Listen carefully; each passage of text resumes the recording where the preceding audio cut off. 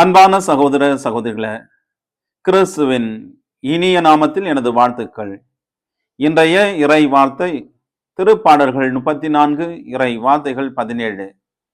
நீதிமான்கள் மன்றாடும் போது ஆண்டவர் செவிசாய்க்கின்றார், அவர்களை அனைத்து இடுக்கண் நின்று விடுவிக்கின்றார்.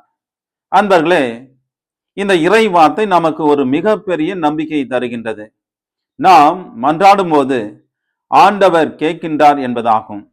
சில நேரங்களில் நாம் ஜெபிக்கின்றோம், ஆனால் உடனடியாக பதில் கிடைப்பதில்லை.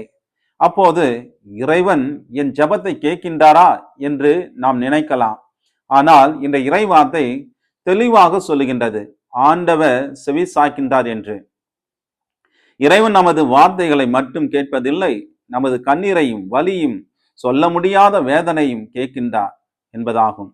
மேலும் அனைத்து இடுக்கண் நின்று விடுவிக்கின்றார் என்று இந்த இறைவார்த்தை நமக்கு கூறுகின்றது. இறைவன் நம்மை துன்பப்படவே விடமாட்டார் என்று இதன் பொருள் அல்ல. ஆனால் துன்பத்தின் நடுவிலும் அவர் நம்மோடு இருந்து நம்மை தாங்கி சரியான நேரத்தில் விடுதலின் பாதையில் அழைத்து செல்வார் என்பதாகும். ஆகவே இன்று உங்கள் மனதில் எந்த கவலை இருந்தாலும் அதை ஆண்டவரிடம் ஒப்படையுங்கள். உங்கள் ஜெபம் வீணாகாது, உங்கள் கண்ணீர் இறைவனுக்கு தெரியும் என்பதை நம்புங்கள். ஜெபம். எங்கள் அன்பின் ஆண்டவரே, எங்கள் மன்றாட்டை கேட்கும் உமது அன்பிற்கு நன்றி. எங்கள் கவலைகளையும் கண்ணீரையும் உமது கரங்களில் ஒப்படைக்கின்றோம்.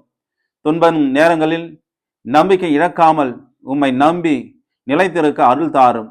எங்களை எல்லா இடுக்கண் நின்று விடுவித்து உமது சமாதானத்தை எங்கள் இதயங்களில் நிறைத்தருளும். இயேசுவின் திருப்பெயரில் உம்மை மன்றாடுகின்றோம். ஜெபம் கேளும் எங்கள் நல்ல பிதாவே, ஆமேன். எல்லா வல்ல அன்பிறைவன், தந்தை, மகன், தூய ஆவியார் உங்களை ஆசிர்வதிப்பாராக.